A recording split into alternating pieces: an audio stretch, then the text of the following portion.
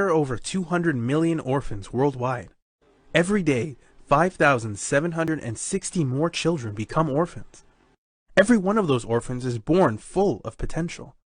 but they won't get there without your help. Would you help an orphan reach their dreams? Sponsor an orphan now for only $1 per day. Visit ICNAReliefCanada.ca for details and to donate. ICNA Relief Canada, serving humanity since 1997.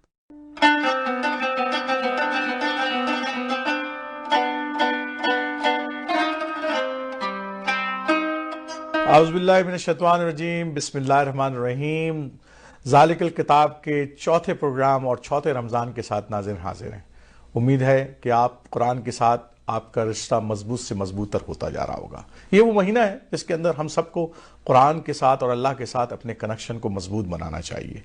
نبی کریم صلی اللہ علیہ وسلم نے فرمایا کہ جنت میں ایک دروازہ ہے جسے ریان کہا جاتا ہے۔ اس دروازے سے قیامت کے دن روزہ رکھنے والے ہی صرف داخل ہوں گے، ان کے علاوہ اور کوئی داخل نہیں ہو سکے گا۔ اور کہا جائے گا، اس دن فرشتے پکاریں گے کہ کون ہے روزے دار جو ریان کے ذریعے داخل ہو، اور فرشتے جب اس کو پکاریں گے تمام روزے دار جو ہیں وہ اس دروازے سے داخل ہو جائیں، تو جوق در جوق جو لوگ روزہ رکھتے ہوں گے اس مہینے کے اندر وہ اس دروازے سے داخل ہو جائیں گے، اور جب آخری روزہ دار اس دروازے سے داخل ہو جائے گا تو وہ دروازہ بند کر دیا جائے گا۔ تو ناظرین، یہ مہینہ اس دروازے سے داخل ہونے کی کوشش کا مہینہ ہے۔ تو آئیے جاوید اسلم صاحب سے لن تنالو جو کہ چوتھا سپارہ ہے اس کی تفسیرات سنتے ہیں، اور یہ مت بھولیے گا کہ اکنا ریلیف کینیڈا نے ہمیں اس پروگرام کو اسپانسر کیا ہے۔ الحمدللہ وکفا والصلاة والسلام علی عبادہ الذین اصطفیٰ، اما بعد فاعوذ باللہ من الشیطان الرجیم، بسم اللہ الرحمن الرحیم۔ قال تبارک و تعالی فی القرآن المجید، اعوذ باللہ من الشیطان الرجیم، بسم اللہ الرحمن الرحیم۔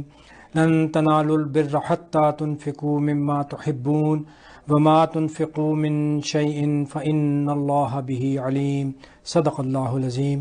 رب اشرح لي صدری ويسر لي امری واحلل عقدۃ من لسانی یفقهوا قولی۔ اللهم ربنا الہمنا رشدنا وعذنا من شرور انفسنا،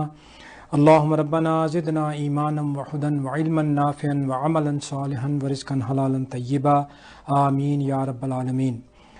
معزز ناظرین، السلام علیکم ورحمۃ اللہ وبرکاتہ۔ آج انشاءاللہ ہم قرآن مجید کے چوتھے پارے کا مطالعہ کریں گے، اور اس میں جو بھی اہم مضامین آئے ہیں میں کوشش کروں گا کہ آپ کے گوش گزار کروں۔ اس پارے کے اندر ہم دیکھیں گے کہ سورہ آل عمران جس کا ہم نے آغاز کیا تھا، اس کی 92 سے لے کر 200 آیت نمبر 200 یعنی آخر تک 11 رکوع ہیں کہ جو ہمارے زیر مطالعہ رہیں گے، اور پھر اس کے ساتھ ہی سورہ نساء کی 23 آیات ہیں جن کا ہم مطالعہ کریں گے۔ اس پارے کا جو آغاز ہو رہا ہے اس میں اللہ تعالیٰ نے جو اہم چیز بیان فرمائی ہے کہ انسان نیکی کی اس حقیقت تک یعنی اس بلندی تک نہیں پہنچ سکتا حتی تنفقوا مما تحبون، کہ جب تک انسان وہ چیز نہ خرچ کر لے کہ جو اس کو محبوب ترین ہو، یعنی جو چیز بھی خرچ کی جائے گی وہ انسان کی محبوب چیز ہونی چاہیے، یہ نہ ہو کہ جو چیز خود انسان کو پسند نہ ہو وہ اللہ کی راہ میں دے دی جائے۔ تو اس لیے اللہ تعالیٰ فرما رہا ہے کہ بر یعنی نیکی کی اس حد کو نہیں پا سکتے، یعنی اس بلندی تک نہیں پہنچ سکتے کہ جب تک وہ چیز نہ خرچ کر لی جائے کہ جو انسان کو خود بہت زیادہ محبوب ہو۔ پھر اس سورہ مبارکہ سورہ آل عمران میں جو آگے 10 رکوع آ رہے ہیں وہ خاص طور پر امت مسلمہ سے اللہ تعالیٰ نے خطاب فرمایا ہے، یعنی اب امت مسلمہ کے بارے میں جو اہم چیزیں جو اللہ تعالیٰ بیان فرما رہا ہے وہ ہم دیکھیں گے کہ انشاءاللہ اب اللہ تعالیٰ ان کو بیان فرما رہا ہے، اور اس کا آغاز نہایت ہی ایک جامع آیت سے ہوتا ہے کہ جس میں اللہ تعالیٰ نے فرمایا یا ایھا الذین آمنوا اتقوا اللہ حق تقاتہ ولا تموتن الا وانتم مسلمون۔ بہت مشہور آیت ہے اس قرآن مجید کی کہ اے وہ لوگوں جو ایمان لائے ہو، اتقوا اللہ حق تقاتہ، کہ اللہ کا تقوی اختیار کرو کہ جتنا اللہ کے تقوی کے اختیار کرنے کا حق ہے، ولا تموتن الا وانتم مسلمون، اور دیکھنا تمہیں ہرگز موت نہ آئے مگر اسلام کی حالت میں۔ اب یہاں پر جو اہم ترین بات آ رہی ہے کہ اللہ کے تقوی کا حق ادا کرنا کسی بھی شخص کی اس کی استطاعت میں نہیں ہے، اسی لیے جب یہ آیہ مبارکہ نازل ہوئی تھی تو صحابہ اکرام نے نبی اکرم صلی اللہ علیہ وسلم سے دریافت فرمایا کہ اے اللہ کے نبی، ہم اللہ کے تقوی کا حق کس طرح سے ادا کر سکتے ہیں؟ تو پھر وہ سورہ تغابن کی وہ آیت نازل ہوئی تھی، تو پھر جو صحابہ کرام ہیں ان کی گویا کہ تھوڑی سی تسلی ہوئی تھی کہ فاتقوا اللہ ما استطعتم، کہ اللہ کا تقوی اختیار کرو کہ جتنی بھی تمہارے اندر طاقت ہے۔ اور جو دوسری اہم چیز فرمائی گئی وَلَا تَمُوتُنَّ إِلَّا وَأَنْتُمْ مُسْلِمُونَ، کہ دیکھو تمہیں ہرگز موت نہ آئے مگر اسلام کی حالت میں، کیونکہ انسان کو معلوم نہیں ہے کہ موت کس وقت آ جائے، اور اگر موت کسی ایسے وقت میں آ جائے کہ جس وقت کوئی اللہ تعالیٰ کی نافرمانی، کوئی ایسا لمحہ کہ جو اللہ کی معصیت میں گزر رہا ہو اور عین اسی وقت ملک الموت آئے اور اس شخص کی جان قبض کر لے، اب فرض کیجئے کہ وہ شخص شراب نوشی کی حالت میں بالکل مدہوش پڑا ہے، اب وہ اس وقت اگر اس شخص کو موت آ جائے تو یہ موت حالت اسلام کی موت نہیں ہے۔ تو لہٰذا ہمیں یہ معلوم ہے کہ انسان کی موت کا کسی کو علم نہیں ہے، تو کوئی ایسا لمحہ نہیں ہونا چاہیے کہ جو اللہ کی معصیت میں گزر آئے۔ وَلَا تَمُوتُنَّ إِلَّا وَأَنْتُمْ مُسْلِمُونَ، اور آگے اہم بات فرمائی وَاعْتَصِمُوا بِحَبْلِ اللَّهِ جَمِيعًا وَلَا تَفَرَّقُوا، کہ اللہ کی رسی کو مضبوطی سے تھام، وَاعْتَصِمُوا بِحَبْلِ اللَّهِ، اللہ کی رسی سے چمٹ جاؤ۔ اب اللہ کی رسی کیا ہے، اس کو بھی نبی اکرم صلی اللہ علیہ وسلم نے فرمایا کہ یہ اللہ کی رسی، یہ قرآن مجید ہے کہ جس کا ایک سرا اللہ کے ہاتھ میں ہے اور دوسرا تمہارے ہاتھ میں ہے۔ تو اس اللہ کی رسی کو مضبوطی سے تھام لینا اور اس کے معاملے کے اندر کسی قسم کا تفرقہ نہ کرنا، اور اس کا ایک یہ بھی مفہوم کیا گیا ہے کہ سب مل جل کر اللہ کی رسی کو تھام لو، اور اس کا یہ بھی مفہوم کیا گیا ہے کہ کل کی کل رسی یعنی پورے قرآن مجید کو تھامنا ہے، یہ نہیں ہونا چاہیے کہ کچھ حصے کو مان لیا جائے اور کچھ حصے کو چھوڑ دیا جائے۔ تو یہ دونوں مفہوم ہے اس کے کہ وَاعْتَصِمُوا بِحَبْلِ اللَّهِ جَمِيعًا وَلَا تَفَرَّقُوا، اور کسی قسم کے تفرقے میں نہ پڑو۔ تو اس کے فوراً بعد جو ایک اور اہم چیز جو اللہ تعالیٰ نے بیان فرمائی وہ اس امت مسلمہ کی غرض تاسیس کیا ہے، اس امت کو اللہ تعالیٰ نے برپا کیوں کیا، اس امت کو پیدا کرنے کا، اس امت کو برپا کرنے کا اللہ تعالیٰ کے نزدیک مقصد کیا تھا،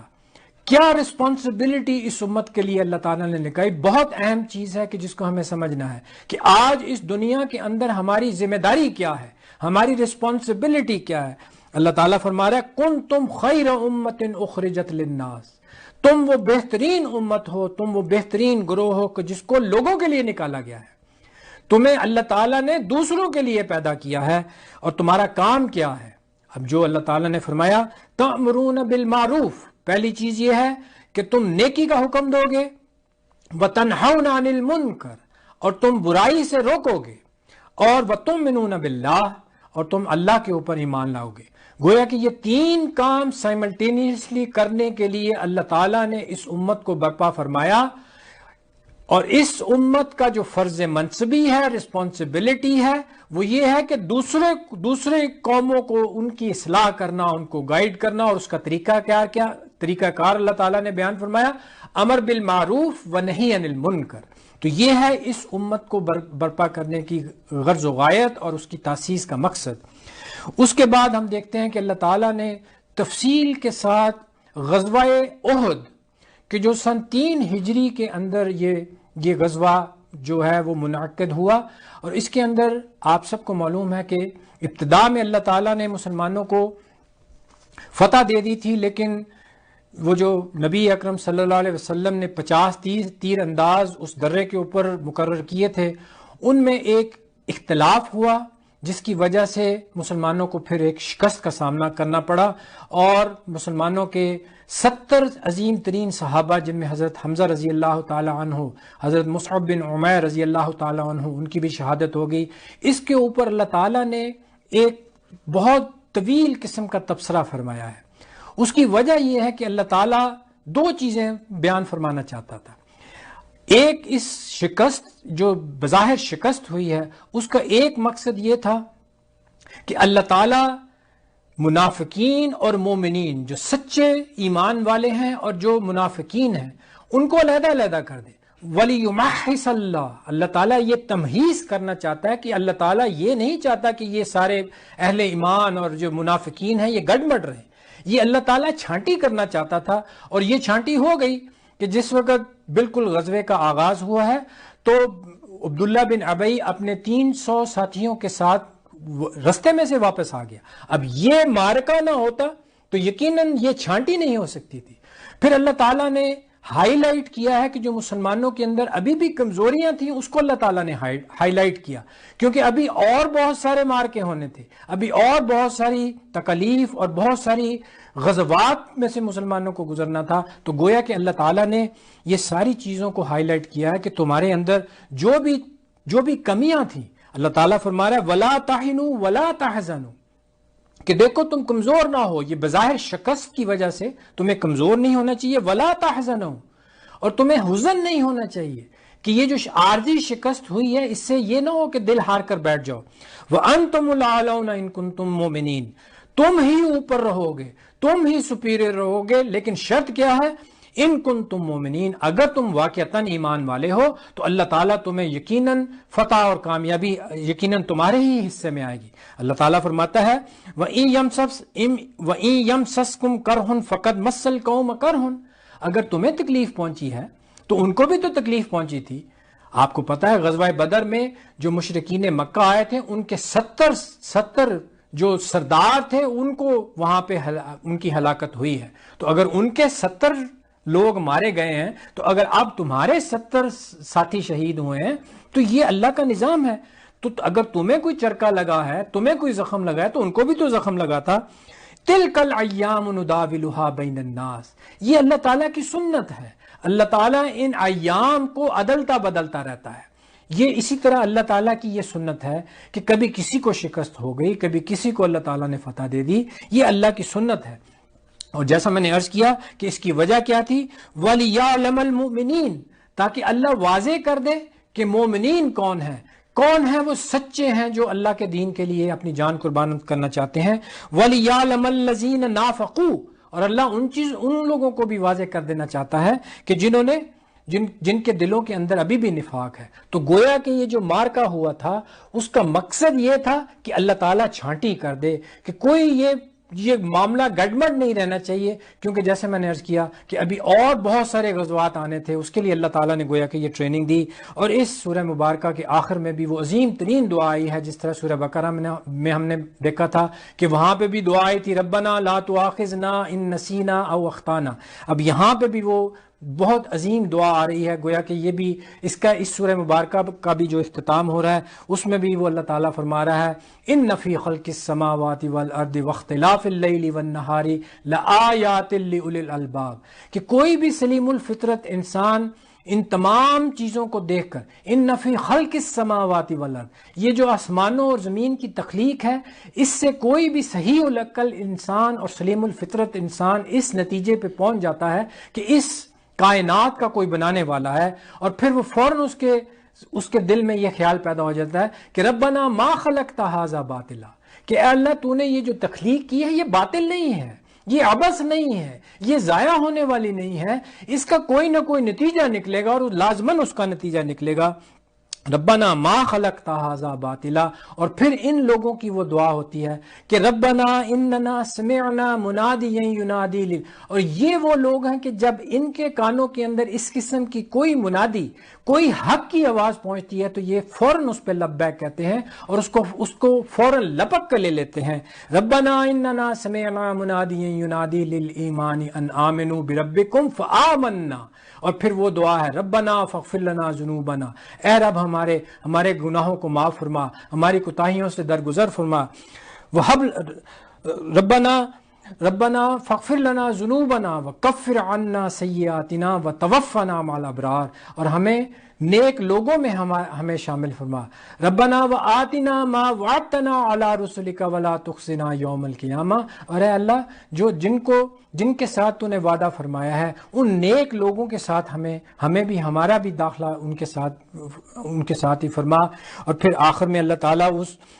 تعالیٰ ان کی دعا کی قبولیت کی بھی گویا کہ وہ یقین دہانی کروا رہا ہے۔ فاستجاب لهم ربهم، اللہ تعالیٰ نے ان لوگوں کی پکار سن لی کہ جنہوں نے یہ پکار کے کہا کہ ربنا فاغفر لنا ذنوبنا، اللہ تعالیٰ نے ان کی دعا کو قبول فرما لیا، اور اللہ تعالیٰ فرما رہا ہے فاستجاب لهم ربهم انی لا اضیع عمل عامل منکم من ذکر او انثی، کہ اللہ تعالیٰ کسی ایمان والے کے کسی بھی عمل کو ضائع کرنے والا نہیں ہے، اللہ دیکھ رہا ہے، اللہ اس کا لازمی اجر دے گا۔ اور پھر آگے اللہ تعالیٰ نے فرمایا اس کے لیے ضروری نہیں ہے وہ مرد ہو عورت ہو، اللہ تعالیٰ کسی کے اجر کو ضائع کرنا والا نہیں ہے۔ اور پھر اللہ تعالیٰ فرما رہا ہے فالذین ہاجروا واخرجوا من دیارہم، جو کوئی بھی اللہ کے دین کے لیے ہجرت کرے گا اور پھر وہ اخرجوا من دیارہم وقاتلوا وقتلوا، تو پھر ان کے لیے اللہ تعالیٰ کہتا ہے کہ ان کے لیے بہت بڑا اجر ہے۔ یہ ہے وہ دعا کہ جو اس سورہ مبارکہ کے آخر میں آئی ہے، بڑی عظیم دعا ہے۔ اس کے بعد سورہ نساء کا آغاز ہوتا ہے کہ اس خاص طور پر اس چوتھے پارے کے اندر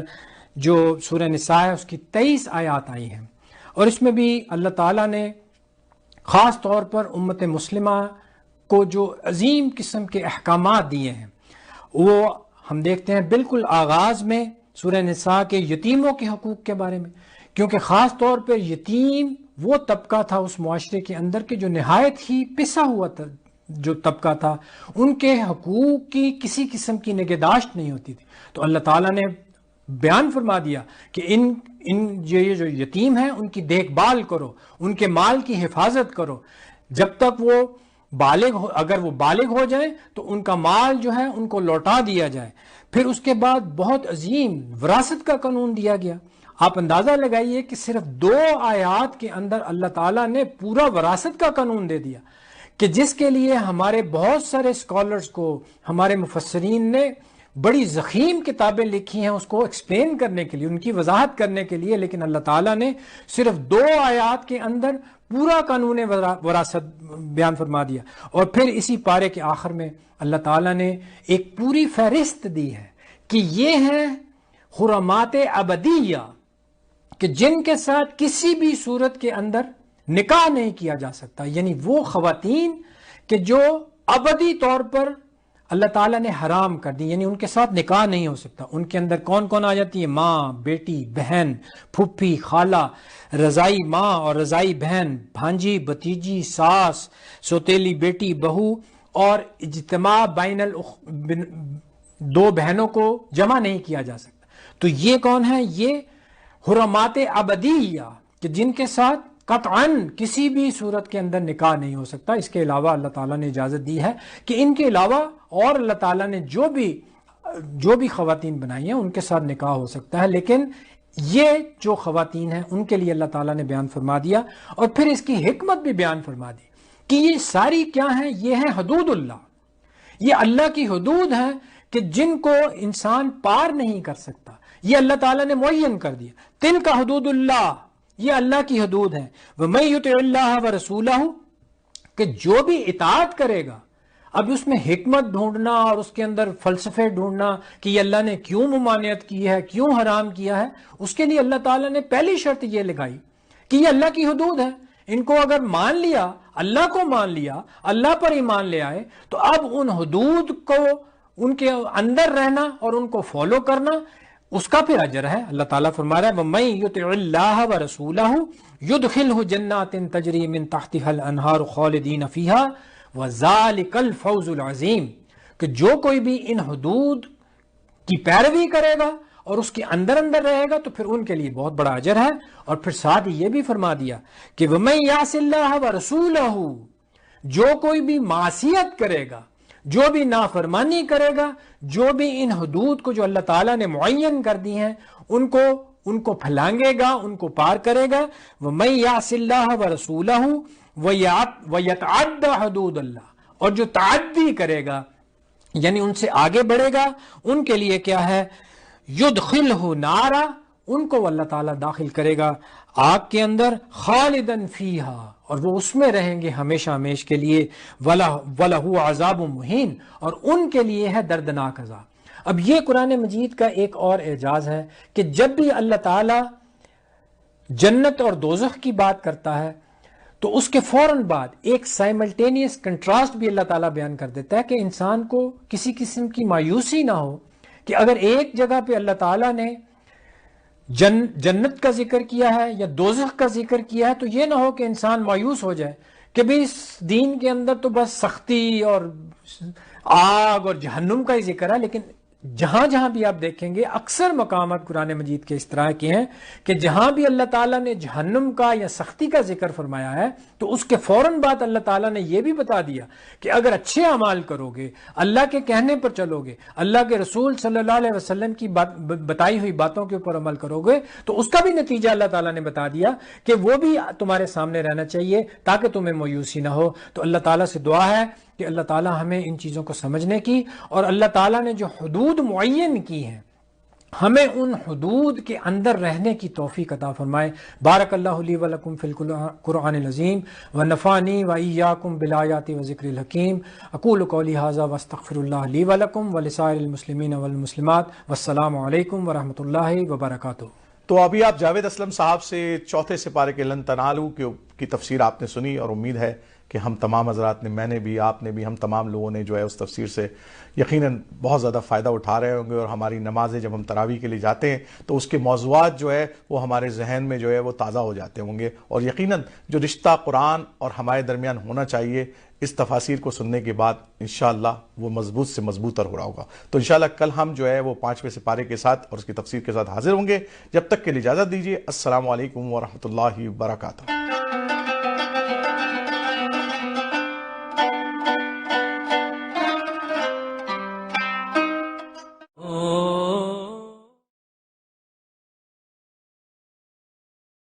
Did you know there are over 200 million